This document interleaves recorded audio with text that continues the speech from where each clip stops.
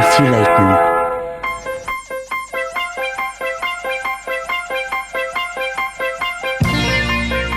On this episode of Audiobook Club, the man who invented the internet, Sir Tim Berners Lee.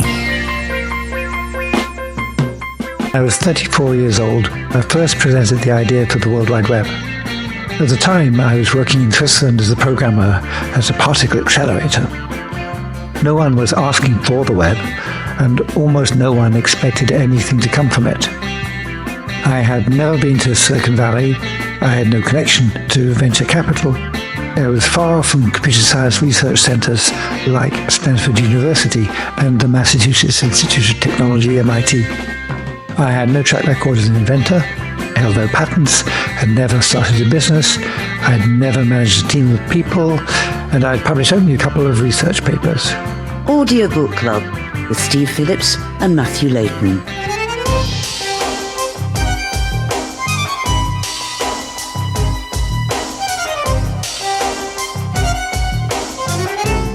Hello and welcome to Audiobook Club, the podcast about audiobooks that's not been replaced by AI. We've not been replaced by AI.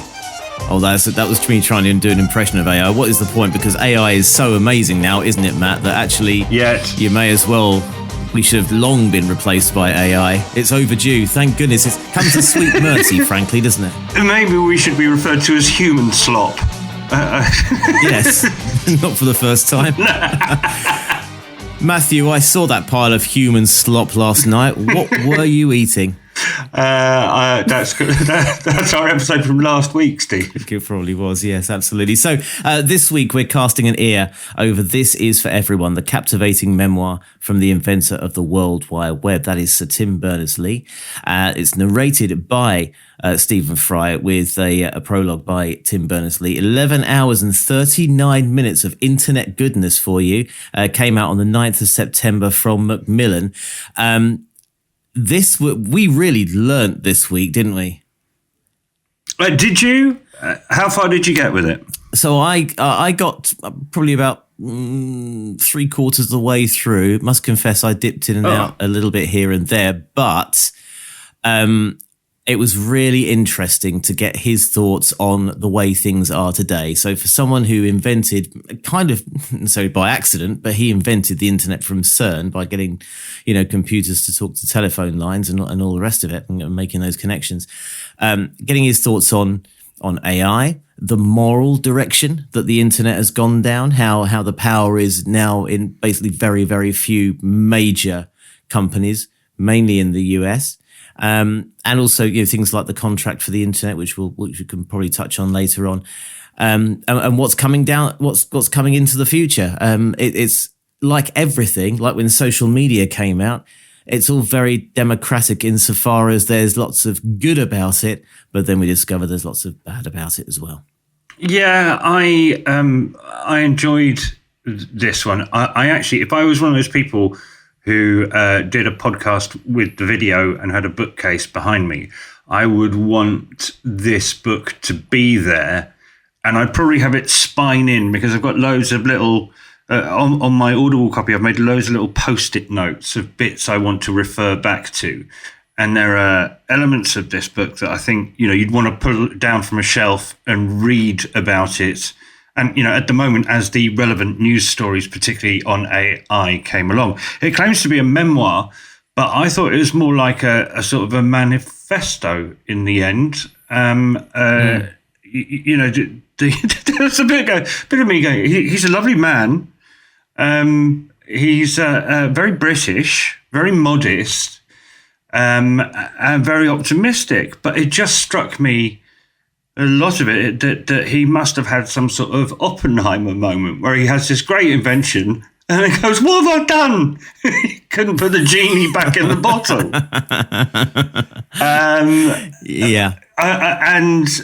It's interesting. I think he as a personality is interesting. I think he, through the lens of Stephen Fry's narration, is interesting. I certainly enjoyed myself. I feel like trying to sum this whole 11 hours and 39 minutes up in the time that we have there with the brain power that we have available. I mean, AI is already smarter than us, Steve, I think. Yeah, it's really depressing. I actually had my first ever verbal conversation with ChatGPT last week, just asking it some general knowledge questions, really, and I pressed the wrong button. I thought I was pressing the microphone, tap out your question through voice kind of thing. But it was actually have a chat with ChatGPT, and nice person, to be honest. It was a male voice I had. He agreed with pretty much everything I said. I don't know, because it has been going for near on 30 years now. I don't know if you follow South Park these days, but it's been certainly in the news an awful lot with its anti-Trump episodes and all the rest of it. But they've got one of the characters asking for marriage guidance using ChatGPT, and his wife's right next to him. When he says, "Why don't you talk it over with a friend?" and he just ends up sort of pouring his guts out to ChatGPT, and every answer is very positive. So if you want to do something really bad, you get a very positive kind of reply from ChatGPT.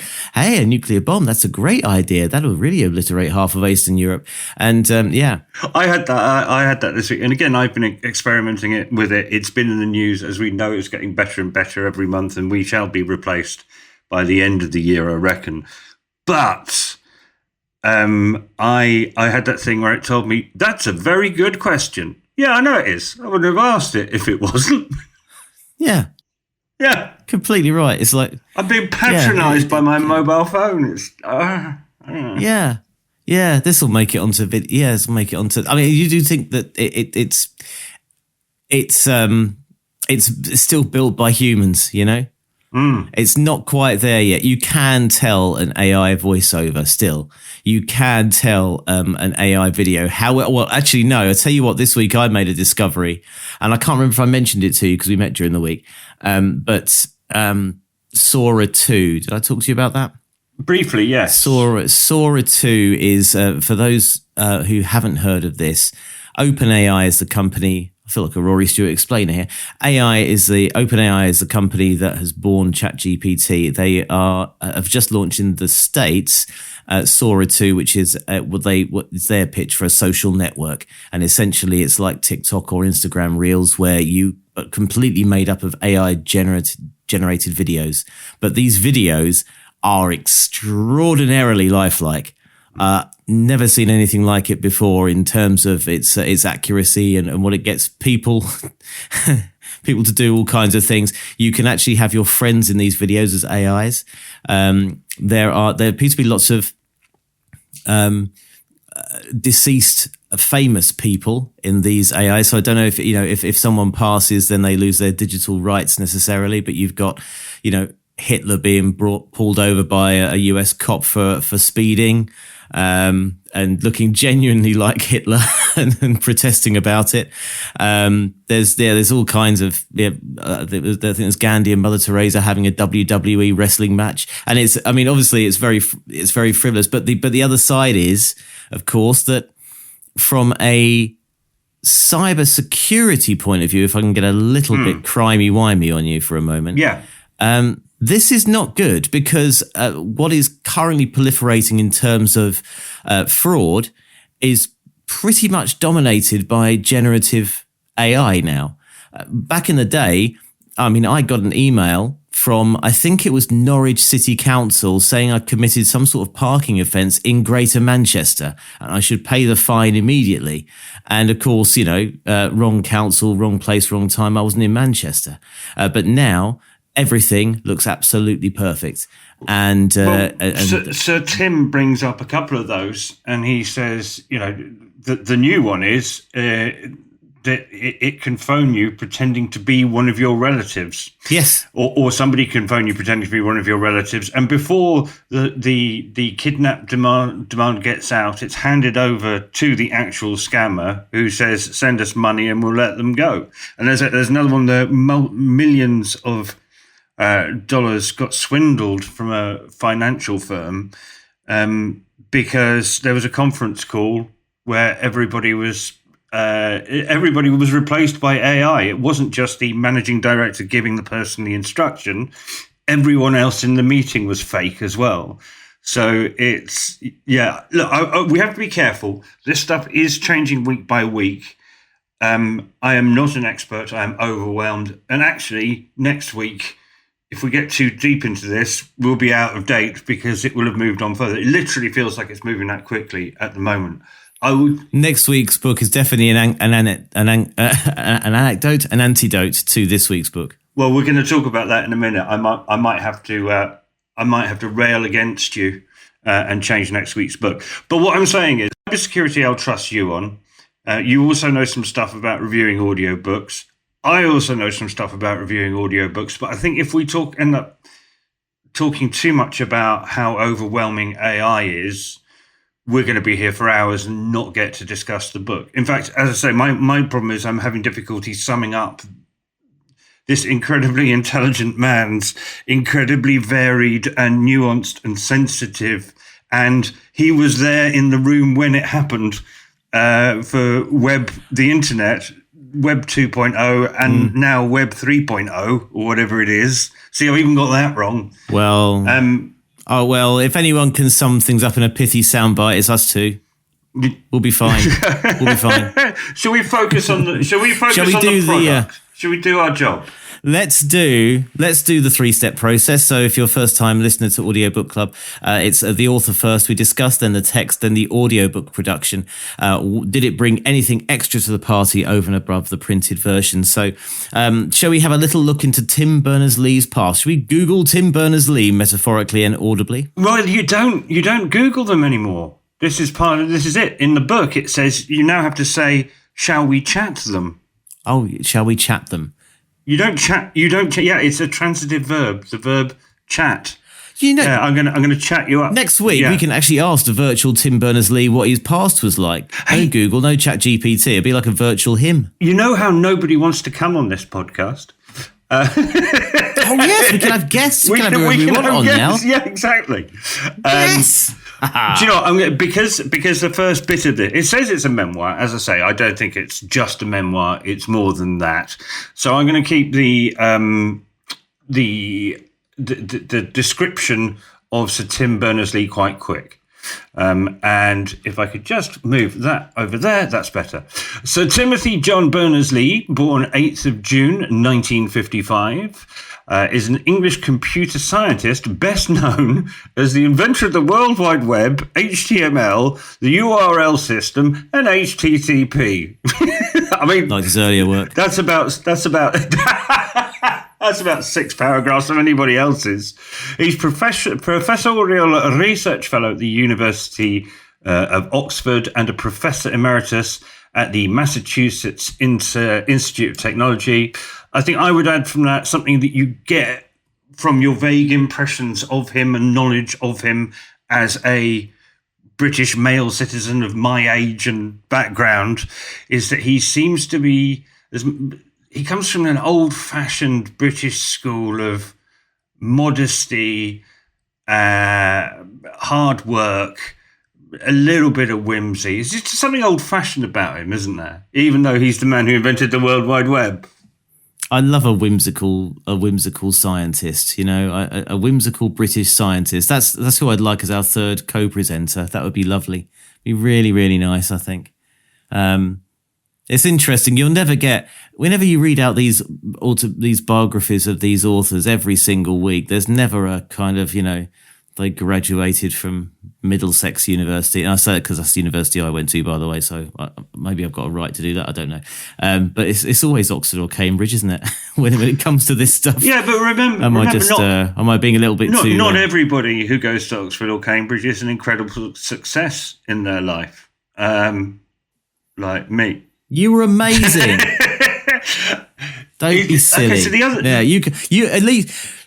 There's still time. Get on with it, and then you can have a biography saying, Matthew, you graduated from Magdalen College, was it? I don't know which one. Jesus. What? What's the matter? No, I went to Jesus. Oh, I went see. to Jesus College, Cambridge, which meant every time I wrote an essay, I used to write my name in the top left corner and then just write Jesus in block capital letters, which is roughly how I felt about most of the work I'd done. But yeah, I was about to ask you, What's the difference between a memoir and an autobiography? I don't know. And then I realised the other question I have to ask, because I'm in Australia at the moment, staying round the corner from the kids in a none too salubrious hotel. I thought, what's the difference between a flop house and a doss house? I wonder which one I'm in. I think a flop house is when you get booted out by the wife, and the doss house is 20 years after that, when you've done some solid drinking. I think this is more of a flop house where I'm staying. I appreciate you invoking our usual quota of 2 old school 70s references. So congratulations on using strike one, the wife in inverted commas there. So you've only got one. You've only got one more. So if you just need to call me love or something during the course of the dialogue. Oh, well, of course these days now that's no longer chicks dig me. Of course. Put that away. Sorry, we've become frightened of the incredible immensity of the task in front of us. Let's go on to the book, because more about his life will come out through our conversation after you've done the bit, which is the only reason that people listen to this, the number 115 book podcast in Norway. Mr. Steve Phillips, my esteemed co-presenter, reads the blurb from the back of the book. If I could just quickly interject, for anyone who doesn't know this, the difference between an autobiography and a memoir is that an autobiography focuses on the entire life of the author, and the memoir focuses on a specific period of time. Political chaos moment, that sort of thing. So there we go. Okay, so the answer to both of my questions: what's the difference between a memoir and an autobiography, and what's the difference between a flop house and a doss house? The answer to both questions is about 20 years. I'd say so. Although I'll pop that into ChatGPT in just. I'm amusing myself, if not you. Yes, certainly not the listener. We've really alienated you yourselves, dear listener. Let's just ring us back in to. Let's bring out the big guns. This is what the book is. Let's bring out the big guns. The most influential inventor of the modern world, Sir Tim Berners Lee, is a different kind of visionary. Born in the same year as Bill Gates and Steve Jobs, Berners Lee famously shared his invention, the World Wide Web, for no commercial reward. Its widespread adoption changed everything, transforming humanity into the first digital species. Through the web, we live, work, dream, and connect. In this intimate memoir, Berners Lee tells the story of his iconic invention, exploring how it launched a new area of creativity and collaboration while unleashing a commercial race that today imperils democracies and polarizes public debate. As the rapid development of artificial intelligence heralds a new era of innovation, Berners Lee provides the perfect guide to the crucial decisions ahead and a gripping, in-the-room account of the rise of the online world. Filled with Sir Tim's characteristic optimism, technical insight, and wry humour, this is a book about the power of technology, both to fuel our worst instincts and to profoundly shape our lives for the better. This Is For Everyone is an essential read for understanding our times and a bold manifesto for advancing humanity's future. It's not a comedy. Well, that's not the blurb, by the way. That was just me adding things on there. AI wouldn't do that. I'd just read out as verbatim. But you're editorialising. I've given them 3 extra words there for no extra cost. So do you know what? I don't know where it's gone because I'm doing this shonky setup in the DOS house. I had loads and loads of notes, but I think I can do it off the top of my head. So the first part of the book is a memoir. His childhood. The blurb said that he was born the same year as Bill Gates and Steve Jobs. Not only that, he was born to 2 computer scientists, both of whom had worked at Bletchley Park and knew personally Alan Turing. He grew up in East Sheen, which is southwest London, out there on the district line, I think, Steve. And yes, it is. Yes, that's right. And speaks of his ideal childhood at a high performing state school. Then he went on to Oxford. So he was good at maths at school and did his electrical engineering stuff at home using transistors and he called them breadboards, but I know the things the little circuit boards you used to do at school where they were made of wood and you'd have. Yeah. Motherboards? I don't know. No, bigger than motherboards is microchips, isn't it? This was before microchips, so it's transistors.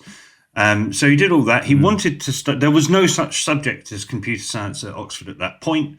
He was really good in maths, so he thought he'd study physics as that was halfway in between. He did very well. He came out with a first, which is, that is the top 10% academically of the top 1% who got to Oxford. So, he's no slouch. Although, he's, again, incredibly modest throughout. He then went and worked for a computer company in Poole after that in the mid-70s. And the company he worked for, the revolutionary thing that they did with the computer is one of the things they did was for Sainsbury's, and it changed stock control for Sainsbury's. So what used to happen is, in order to run a shop, you had to have a warehouse the size of the shop to keep all your stock, but the computer programming that he and his colleagues did allowed Sainsbury's to order stock on demand by tracking it all. And all of this stuff, of course, wasn't recorded on microchips or phones with screens or iPads. It was all recorded as sounds on cassettes. So fascinating time. And he tells a story, right, of at one point, one rainy weekend, he goes out for a walk with a mate of his who he met in his last week at Oxford and who went on to work for the same company. And they're just having a chat on their walk. And they invented the security code, which is multiplying one prime number by another prime number, which secures every transaction we do. While having a walk. He invents the stuff that allows for all passwords on the internet and for us to tap in PIN numbers for our ATMs on a card. So he just happened to do that. It's a real case study for the positivity of going for a walk, isn't it? Yes, and not like us going to the pub. No, exactly. But Steve Jobs did the same thing. He used to go out for a walk. That was when he conducted a lot of his business discussions. Was he'd call someone up and say, "Let's go for a walk," and he'd go out for a walk with whoever else is high up at Apple or someone else or Pixar, and they do the same thing. They'd strike a deal or something, and obviously, clearly the same thing is happening. I really wish walking was as productive. If you imagine everyone had the same kind of walk that produced something amazing just while they went out for a walk. Yeah. What a world we live in there. I had quite a good idea this week, but that was mainly driven by sleep deprivation and pushing the limits of sanity. That's also one of the ways I do it. That's the other one, isn't it? Yeah. So he's famous. It mentions that he invented the internet while working for CERN, which is interesting because that was in 1980, and he got a temporary contract to go and help them design the control system or update the control system for their smallest particle collider at the time. And the interesting thing was that CERN in itself is on the border of Switzerland and France, deep underground in the Alps, which of course means there are many different languages there. And this was part of his problem, was trying to gather all these ideas. And not only were they in different languages, but one vital piece of information would be on a floppy disk in a filing cabinet. And another piece of information that he needed for the whole would be underneath somebody's coffee cup on a piece of paper in German. And he had a need to bring all of those pieces of information together to understand how the thing worked, so he had to make them all speak the same language. All of those pieces of information, different sources, different languages, different storage methods, had to be brought together in one place. So he put together a document and a disk that organised all of this, and that was in 1980. What a great and efficient idea! Must have helped them a lot. But then his contract ended, and he went away. and came back in 1984, and they hadn't done anything about it. So he picks up this idea again. And I think the key thing from what I can tell, and please, gentle listener, if you want to correct me on this, as I say, I'm slightly out of my depth and cannot explain it as well as the man who invented it. But over the course of the next 5 years, the key bit was it's not a text document. Some of the things in the document are linked to other sources of information. Is that right, Steve? I don't know. Correct me if I'm wrong. You're more technical than I am. Yes, yeah. I'd say you're about right. I wanted to, but that's the HTML bit, isn't it? But the whole thing is, I think the really good thing I think is the luck he had. He was born in exactly the right place at exactly the right time. The stuff he invents on his walks is, partly temperament. Lucky that he has a brain that got joy from solving puzzles. His mother she was quite hands-on and she used to have a round calendar. I can't quite visualize it, but apparently it was very easy, and everybody in the household understood what was going on better than your conventional flip calendar that we had at those times. So it was on the wall, big circle, the whole year, so you could see when the school holidays were. And he said that he had a copy of that on the wall in his office to encourage him to do what his mama said and always find a different way of looking at things. Oh, what a parent. So he's got the maths bit, he's got the two computer scientist parents, he's got the time, he's got the maths bit. I'm not taking anything away from his intelligence or dedication, but there's almost an extent to which the universe had decided that he was the man who was going to invent the internet. I don't think he's simplifying it at all. And actually, I mean, I'm hoping that he would agree that. I'm sure he'd acknowledge it as well. I think he would want to agree with you primarily because he wants to kind of pass that work ethic, that very sort of simple understanding of how to look at things differently to every single child around the world. I think it's more than that, Steve. I think you have to look at I can look at you and me and say the same thing, that actually the product of where we were born, when we were born. As you get older, it makes a little more sense as to the human being you've come, and you have to realise that a lot of it is more by luck than by judgment. I think Bill Gates was quite good at this when we did his autobiography a couple of years ago. Steve Jobs, of course, wasn't. He was quite the opposite. I saw the Aaron Sorkin Steve Jobs film in the last couple of weeks, and wow, it reminded me of what a not very nice person Steve Jobs was. But this is the British version, isn't it? He's the British Steve Jobs. He is not harsh. He is genial as well as genius. I'd say genius is a great word. I was in the middle of saying gentle, but yeah. But again, I think it's lovely. I think so. The autobiography / memoir part is only the first part of the book. It paints a really vivid image that I think you and I can relate to of, somewhere that I grew up 5 miles and you grew up 10 miles from Richmond Park, I would guess. Yes, I grew up very, very east. So yeah, I'd never heard of or even seen Richmond Park in the first 10 years of my life, to be honest. I was around Valentine's Park in Ilford. Well, last night I was having in the back garden. It's 24 degrees here at the moment in Adelaide, and I was having a drink in the back garden with my friend Jane, and she was shouting. I think her husband tipped out the dregs of a can of booze on the grass, and the dog went over and licked it up, and she just shouted, "Eliza, Eliza!" And to which my response was, Fenton. And she didn't know who Fenton was. Fenton, of course, was the man in a park chasing after the dog. And I had to pull up the video. And as soon as I pulled up the video, I went, "That's Richmond Park, isn't it?" It's a deer park, and at certain times of the year, some of the grass grows really long and goes yellow. And I just went, "That's so clearly Richmond Park." So I'm very familiar with where he grew up. I'm very familiar with what Sainsbury's used to look like in the 1970s.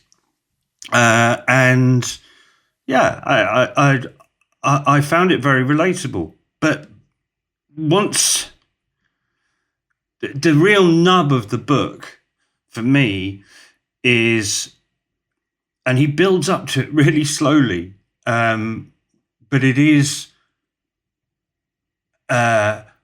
it is about his Oppenheimer moment. And, you know, he was genuinely, I think, and he certainly expresses it this way, that he was about sharing information and making communication easier between people.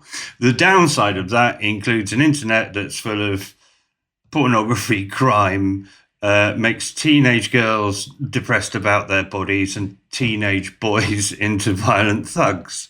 And again, I think that's Internet 1.0, Internet 2.0, which is when social media comes in and the algorithms are designed to make us angry as much as bring us joy, if you see what I mean. The idea that it just feeds you. It feeds into your beliefs and it feeds you what you want. If you want, you know, did you like this video full of hate? Here's another one. Here's another one. Here's another one. Don't go away from our platform. Here's another one. And that's essentially, you know, there's a lot of, obviously there's a continual and raging debate about social networking platforms.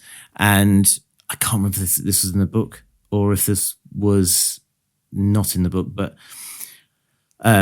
social media platforms are not social media platforms now.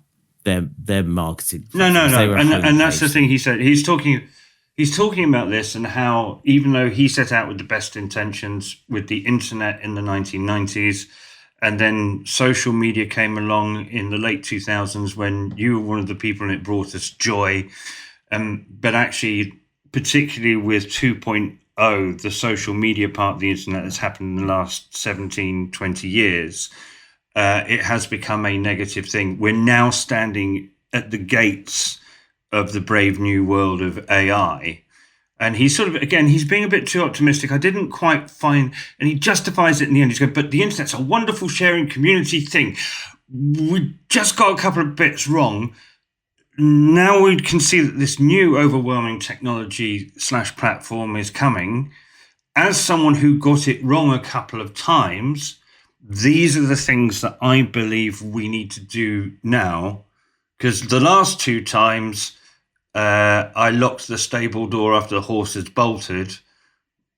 But maybe we can get AI to work more along the principles of how we use calendars, and podcasts were the ones he mentioned. That stuff that actually any of the calendar or any podcast you listen to can be listened to through any platform.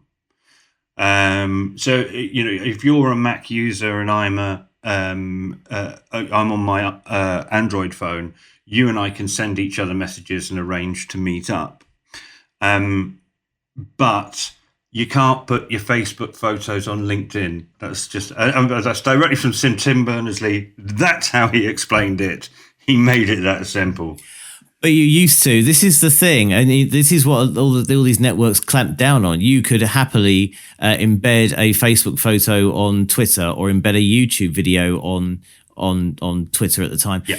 And then they stopped it. It's just links now because they're all rivals now because it's like everything. It's a new phenomenon, but it's an old phenomenon. It's all about money and it's all about, keeping, your data, and I say this to so many people all the time. Your data is a commodity. And again, this is the bit. Obviously, your career has evolved, and you have become a cyber security professional working for a number of blue chip organizations in the last few years. So, this isn't just some bloke on a podcast waffling when you're talking about this stuff.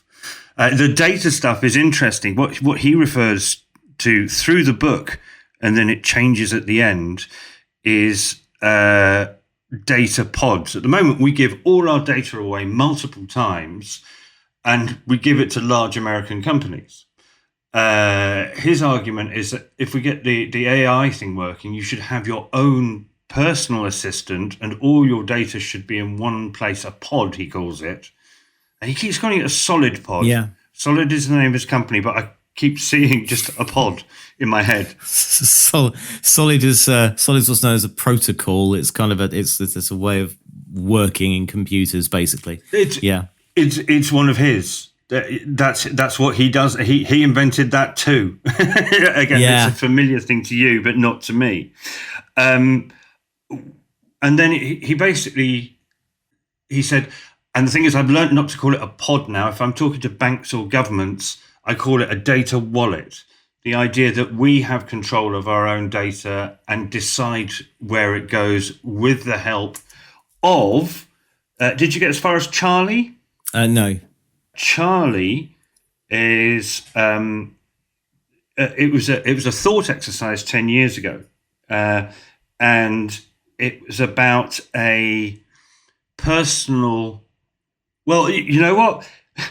The great thing is, moving us on to how the audiobook sounded, in a Jeeves and Wooster kind of way, this is Stephen Fry describing what Charlie is. But when I was first considering the links between Solid and AI, looking at the preponderance of then relatively simple voice agents like Alexa, Siri and others, it seemed they all worked for big tech. That is, they were constantly acting as agents for airlines, hotels, and so on.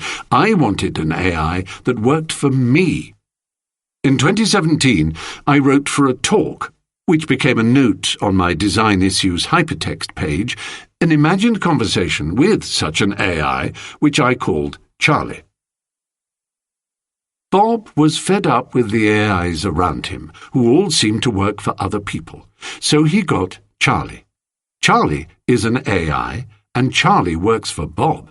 Because Charlie works for Bob, Bob gives Charlie access to much more data than he would another AI.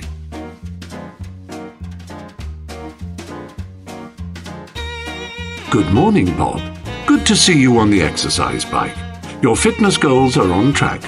In fact, because the meeting was moved, do you want to stretch this to the full hour? We can do some climbs and have time to unwind.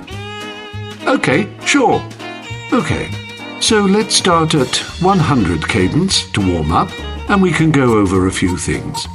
Overnight, a bunch of offers came in for your art, but as far as I could tell, none of them really make sense to you after you've paid the fees. I just invested a little in one new startup, mainly because it will give you something else in common with your mother-in-law.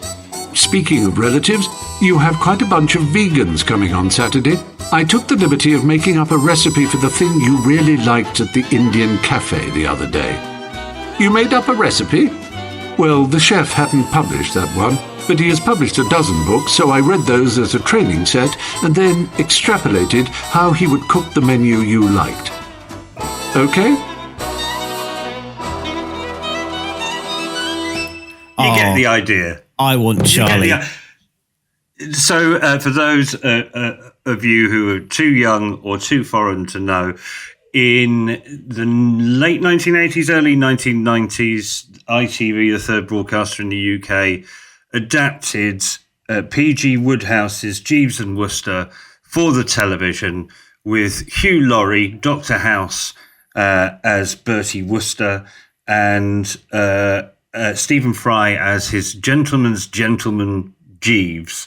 And it's almost, for some reason, the world's gone in a mad circle, and Stephen Fry's a butler again. Yeah. I found that quite interesting, Steve. I quite liked it. Everyone can now be Bertie Wooster. And I think this is... It's such an interesting concept. I hadn't heard of... He mentioned the company that he founded, co-founded, and became the CTO of Inrupt.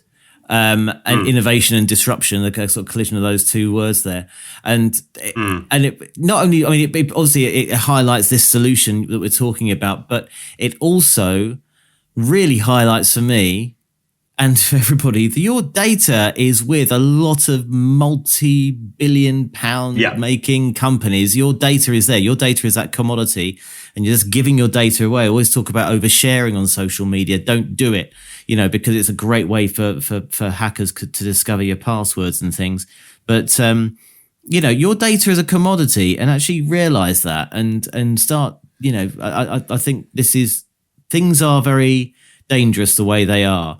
We now have platforms being run by people, and it's got very political certainly in the last few years, where you now. Oh well, again, I think this book must have been completed before Elon Musk took his dongle into the US government and copied all of their data. I think it's still to be found out what's going on there, isn't it? What's the word in the street in the cybersecurity industry on that one, Steve? Personally, I don't know, but someone will. Someone will have a pretty good idea. There are lots, and I could recommend all sorts of podcasts on talking about this kind of stuff. The trick is to find. It's very difficult now to find genuinely unbiased, factual information about things now on social networks, because everyone will come back with a political point to make, or or an ideological point to make, rather than a factual point to make. Yeah. And the fact that we are in a situation where we talk about, and I've been listening to the Elton autobiography, so he the fact that we're talking about post-truth as though it's just, it's water for ducks back now to talk about post-truth. We live in a world where it literally does not matter about your facts. If something is actually true, someone can say, no, it's not, and it's fine. But again, the very discussion of this very problem in this way, all of it is actually Berners Lee's fault. Yeah, does he acknowledge this at the end? If he hadn't let this genie out of the bottle, say I'm sorry at the end. I think he acknowledges it all the way through. Yeah, And what he's trying to do with that. I mean, the bit before that Charlie thought exercise butler bit, virtual butler, he's actually talking about trust and who we trust our data with. And one of the things he says is, in America, from kindergarten upwards, you're taught not to trust the government and to bear arms if they start messing about. Whereas in Europe, it's the opposite. We're broadly brought up to trust government, but we don't trust corporations, except for, and this is maybe where you come in, banks, who we're happy to give all our money to. We don't think just how much of giving our data away are our bank accounts. Well, I mean, because it's money, it's very, very. It's the most secure industry because it has to be. Banks, of course, have obviously been in the news down this until it isn't. Well, I mean, is anything 100% foolproof? But I think there's other things coming down the track as well as AI, which these companies need to be thinking about now in terms of the ramifications of, and that is things like quantum computing. Mm. And quantum computing is a whole different thing. It's not you looking at a keyboard on your screen. This is a completely different beast now. They're talking about this thing. Again, in this book, it's mentioned in the context of passwords are now dead. Yes, and that's true. Because the power of a quantum computer Google is apparently, how did he put it? It's going from security password to security keys. Yes. It's got to be a bit of a biometric, be it your thumb or your eyeballs. Yes. Or the shape of your face and that type of thing to make it even harder to get into. Listen, what podcast are we doing? Are we doing cybersecurity or are we doing audiobook club? I'm going to rein us back in. Okay, we're doing both. That's what we're doing. No.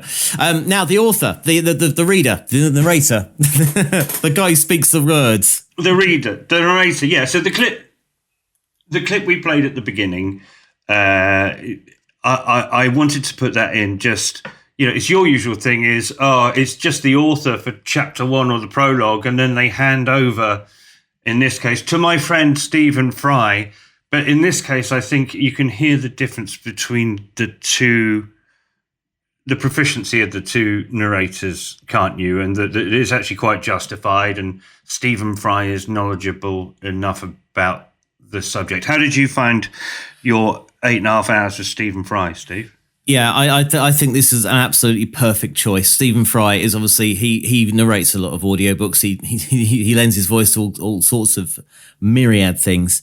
Now the thing about technology, and when people who work in technology talk about technology, there has been a problem which has always been worked on. They acknowledge it. This is why we could go back to Steve Jobs. It was far too technical, and people talking about Unix and just coming out with tech jargon that only tech people will know. If you're trying to market something to the masses, you have to speak very, very simply and sell it. And this is the thing: is that Tim Berners Lee is obviously very, very extraordinarily technical, and so I would want Stephen Fry by my side to actually make it accessible. And I think he does an absolutely excellent job here. Right. Well, as you know, I've got issues. I know. I have long-term Stephen Fry beef, and that's because it was the girl's birthday the day before we recorded this January. Happy birthday to Charlotte and Wizzy. But as they were growing up, Stephen Fry basically curated their lives. He started off by being the voice of Pocoyo, which is a great animated series that I could watch with you if we'd had the right herbal infusion. I could watch that for a couple of hours with you. But then the Harry Potter books came, and I dug out a little clip I did for my last job. That I wanted to play you. We had a smart speaker in every room in the house, and as the girls would get ready to go to school in the morning, as they went to the bathroom to brush their teeth, they'd go, "Alexa, play Harry Potter," and then they'd go into the kitchen where I'd give them breakfast. "Alexa, play Harry Potter," and then they'd go and get dressed in their bedroom and put it on there. So I basically spent the best part of 6 years with Stephen Fry saying 3 different things from 3 different rooms at me. I've got a little clip here of what I used to have to do when they left for school in the morning. My life sounded a bit like this. Yes, I put it in your bag. Goodbye, everybody.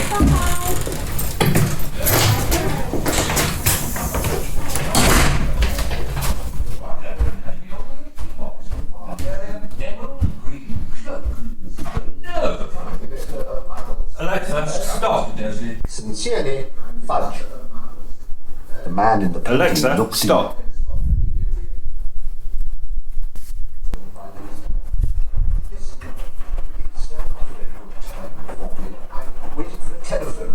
Alexa, stop. So, those radio stations that go all hits all the time. Basically, I used to have Stephen Fry for 72 hours a day. Hang on, can I just check? You were basically your daughters would be in one room, say play Harry Potter, but they didn't, when they left the room, they didn't say stop playing Harry Potter, then go into another room and strike it. They basically had because they were 7. Random pieces of different books playing in different rooms at the same time, all at the same time from different directions. Yeah. I think that, if Stephen, if you're listening, that please just come on, and maybe some sort of health warning. Look, maybe I'm slightly over it now, but then I think the next thing they do, obviously, as somebody who used to live in Baker Street, quite keen that my children listen to Sherlock Holmes. And of course, what happens then is I go, I'll download that. Complete works of Sherlock Holmes for free. Who have they got to read that then? Stephen Fry. And then, of course, I realised I hadn't read enough Orwell. And then a new compilation or a collection of George Orwell's works came out on Audible. I thought I'd download that. This would be great. I'll tell Steve about this. And it opened with Stephen Fry. In fact, you're very good at looking stuff up on the internet, Steve. I would like you to go to Audible's UK site, maybe have a look at the charts, have a look at the podcast as I'm having my little rant, and tell me, how would you describe the percentage of audiobooks that are front and center on that website are read by Stephen Fry? Okay, so I can give you the answer immediately. On the webpage I have up here, I've got 20 items. You haven't asked AI. I'm asking you. No. I'm on Audible. I'm on Audible right now. Yeah. I have 20 items per page, and there are 9 pages of Stephen Fry reading something or being in something on Audible right now. 180 titles, and you'll find the top 10 is there are normally 2 or 3 Harry Potters still in the top 10. Yeah, the first one is Deathly Hallows Book 7, then it's Prisoner of Azkaban, then it's Chamber of Secrets, Goblet of Fire. I mean, most of it is Harry Potter, to be fair. There's some of his own books, of course. All of those are in the top 20. Yeah, then there's the Mythos Ghost Stories, complete novels of Charles Dickens, once you finish Conan Doyle. He's in Blackadder, of course. He narrates Hitchhikers, the latest, the 2012 recording of that. And P.G. Wodehouse, of course, he does that too. Paddington Bear, he's done. There's Winnie the Pooh, he's done. That's the other one he did. That's it. So it went from Pocoyo to Paddington to Harry Potter. If you want the kids to do Animal Farm or Sherlock Holmes, Blackadder, as I do. Blackadder, bit of Flying Lorries. It's a monopoly. Yeah. Although I have to say, look, I'll be totally honest. You've heard me rant about this for years, and I have to say, perhaps I've now, because I had to sit there and listen to it, I've had a little reconciliation. My relationship with Stephen Fry has perhaps reached a bit of a point. It really did drive me up the wall for a very, very long time. But I think you're right. He's brilliant, though. We should have a Stephen Fry tribute episode here. I think a Stephen Fry tribute, because he is a bastion of audiobooks, I think. Don't push it. So the other interesting thing that happens, so Stephen Fry, great for reading this, actually does bring some warmth and mansplaining, and which adds to Berners Lee's text. I have to say, Tim Berners Lee does write very nicely and brings up loads of images of him feeding ducks or sailing or going to dinners with Desmond Tutu. All of those things are really well evoked, and he is a communicator as well as a scientist. And then there's an interview at the end, which I listened to both times I listened to the book. The first time I listened, it irritated me slightly. Stephen Fry is not a great interviewer, partly because there's too much of him there. But he's the right person to do this book. As it says in the interview, he was very proudly telling Tim Berners Lee during the interview that he'd made his own website in 1994 in HTML. Before HTML2 came out, he couldn't even use frames. It is what Stephen Fry said. So he does love this. I think he did it on a Next computer rather than an Apple computer. Oh wow! Yeah. A Next computer. Yeah. So as well as knowing all about Latin and curating my children's childhoods, he is actually genuinely passionate about the subject matter as well. He's a tech head. He is a proper long-standing tech head. It was him who introduced me to Twitter. I was lucky. I mean, I was really early adopter of Twitter to the point where Stephen Fry used to follow me on Twitter, and I'm a nobody. Do you know what I mean? But he used to follow everyone back, and it was an amazing journey of discovery. And it was mainly him that drew me into this discovery, and it was absolutely incredible before it turned all horrible and Pandora's box like. Now. We are nearly an hour going. We never do an hour, dudes. We've got to cap this off, mate. We've got to cap it off. Let's be considerate to others like Mr. Berners, Sir Berners Lee is. Indeed. Now then, few things to wipe up, to mop up, not wipe up. By the way, just so you know, all right, as you're tidying this all up, there are going to be 7 unexpected hours before the end of this podcast. Carry on as you were. It'll come up. Right. An 8-hour podcast. Right, okay, so performance or narration for Stephen Fry? Performance, beautifully handcrafted. Yeah. You don't get that with AI. You don't. I think you heard with the tone that he he can adapt his voice. I love that bit where he's both Charlie and Bob in the clip we played earlier. Yeah, definitely. And the book as a whole, would you recommend it? Absolutely. And again, it's one of those things where I think I would have a tattered copy on my shelves with little Post-it notes in it if I had a physical copy of the book. I may end up referring to it. It's stuck with me. It's educated me. It's made me think.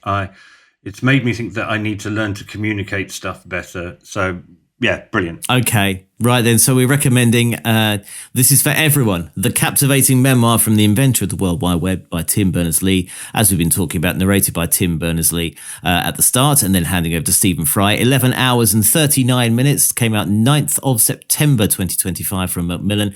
Now, next week, we're going to be we've got a choice of lessons in life rather than lessons in tech from Mr. Ozzy Osbourne, or you've added Ben Elton's biography down here as well, autobiography. So I have. You were adamant that we were going to do Ozzy Osbourne. I'm conscious that we've done. I think it'll be our third biography in a row. We'll have to sort something out there.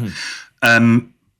But you were talking about the Ben Elton book, which I had already downloaded when you and I. It's Sunday today. We had a pint in London on Monday. We did. I am now in Adelaide in Australia as we talk, as we record. I got into the Ben Elton book, which of course features Stephen Fry quite a lot. It turns out they're mates. Ben Elton is if we do a brief explainer, he is a writer first, comedian second, wrote Blackadder most notably, and then worked with Tim Rice and which musicals did he do, Steve? Oh, he did We Will Rock You. We Will Rock You, there you go. So he's all right for cash. But lots of it is about that place that you and I used to work. Yeah, of course. In those long, dark nights. And I was listening to it on my own long, dark night of the soul this week. So I got on the plane in Qatar, in Doha, and on my ticket it said... it said Doha to Adelaide.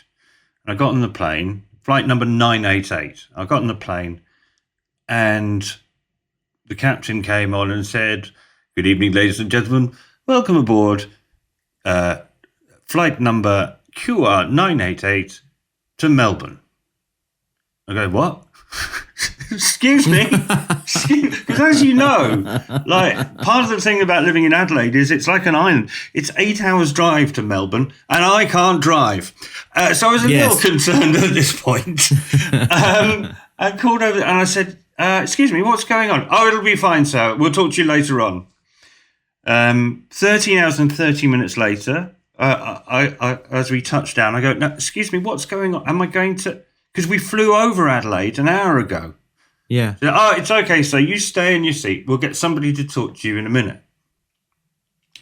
And then I was sitting there, with my shoes off, having been on a plane for 13 and a half hours, on the road for 30 hours. And they go, "Okay, so, well, you'll have to leave the plane now. Please ask the people at the other end of the airport gate for assistance." It was about midnight in Melbourne at that point, and they explained to me that I would have to go and sit in a room which I can only describe as Timu Regis for 7 hours. Wow. Okay. This place was so shoddy. They had covered up the USB ports and the plugs with painter's tape. And I had to spend, so basically the plane left at 6:40 in the morning for a 50-minute flight. And the only thing that kept me going was listening to Ben Elton's autobiography and thinking about talking about it with you. So thank you for keeping me going in my long, dark night of the soul. I got a message at the time from a friend of mine who you may know, Jamie, used to work for the BBC, and he just sent me a message saying, "Oh, I'm in blooming Heathrow. I've got to fly out to Dubai. I'm not even going business class. Wish me luck." And I went, mate, I told him, mate, your airline complaint shit is weak. I said, how different worlds work, eh? Yeah, my delay is longer than your journey. And he said to me, oh, I've heard of those. You're on a ghost flight. Oh. So, which actually cheered me up. Mate. So I was on a ghost flight and I Googled it. It was on The Guardian, specifically Qatar Airways, because, and I've done some research locally as well, because Qantas has been struggling so much. The Australian government have hiked up the prices for foreign airlines to land here. And as long as a flight ends at a regional airport, not Melbourne or Sydney, then the airline can get a discount for bringing business to those things. So what's been happening is there were literally two passengers in the cabin with me as we did our 50-minute flight. They've got, they had to crew the plane, so they had to get a new crew. And even though they paid for landing rights in Adelaide, a whole new crew who had been staying in hotels in Melbourne to fly back and forward, right? So it's just this weird phenomenon. And at least I've got a long and winding anecdote out of it. I think that's the worst thing that can happen. Happened wow. I was a bit tired and starry-eyed. But I got on a ghost flight, Steve. Wow. Never done business But class, Ben Elton kept me going. Really enjoyed that's amazing. And how fitting as well that it was between the UK and Australia, because, of course, that's his life as well. There we go. Well, indeed, yes. I think I didn't realise that till I read the book, that he is a family man who splits his time between London and Australia. Exactly. It actually made me feel a little bit more acceptable myself. There you go, you see. Years and years ago, he would have been listening to an audiobook about you. Who knows? Well, should we do Ben Elton next week and Ozzy the week after? Yeah, let's maybe push out a couple of an extra episode. I don't know. I'm not madly keen on Ozzy. I'll happily do it. Yeah. But I think we also need to wedge some fiction and a little bit of, Okay. I'm going to mention the C word, Christmas. Don't. Because one of the things we've got to do is keep an eye on what's going to be Christmas, number one, and help people decide what to buy their relatives for Christmas. It is imminent, isn't it? Okay, well, let's do Ben Elton next week then. Yeah. And then just something mindless and blockbustery and totally impersonal. Maybe some AI slop. Yeah. The week after. Yeah, that'd be delighted. AI slop it is. Next week, we're going to be listening to What Have I Done? My autobiography by Ben Elton, read by Ben Elton. Can I just say that? What a brilliant title for an autobiography. What have I done? It works on so many levels. What have I done? It does. What have I done? What have I done? What have I done? Yeah. What have I done? Answer. What have I? It's a question as well. It's lovely. So that's Ben Elton's autobiography, written and read by the author, of course, 9th of October. It came out in 2025, 15 hours and 59 minutes, again, from Macmillan. So that's next week's book. If you have indeed, like Matt and myself, been enjoying Ben Elton's autobiography, then drop us your comments. Hashtag is Audiobook Club. The show is Audiobook Show on Blue Sky and Instagram. And we will also be doing Last Rites by Ozzy Osbourne. This is his last book, of course, read by Ian Dancer and written by Ozzy Osbourne, which came out around about the same time, actually, 7th of October, from Little Brown Audio. But next week is Ben Elton and then Ozzy Osbourne. At some point after that, TBC. Well, on the social media thing, obviously, I look after the Twitter and the Facebook. You look after the Blue Sky and the Instagram. But apparently now we have to get on Mastodon.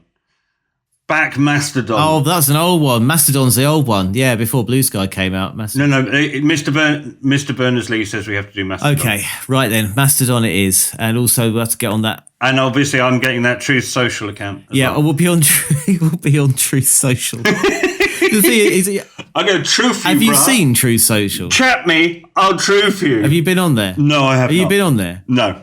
put any post on True. I mean, I've never posted on it. It's kind of a quick way to see how quickly, so you can see first how wrong the world is going.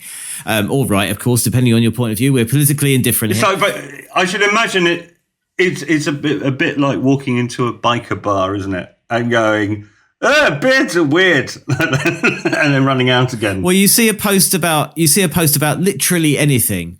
We could say something, like, we're reviewing Ben Elton's autobiography next week on Audiobook Club, and the first post will be, Trump's my president. And it's just completely unrelated stuff, And even Trump, when he posts on True Social about one subject, he'll get no contextual replies at all. It will basically be lots of memes of him being the greatest president, depending on, it could be talking about absolutely anything unrelated. So there we go. So that's basically my experience with it. Very, very inexperienced, but there we are. While we're on figures on the internet, can I just say how much I enjoyed myself and then conveyed to my girls when I saw them yesterday for their birthday, spitting images take on Paddington. Have you seen that?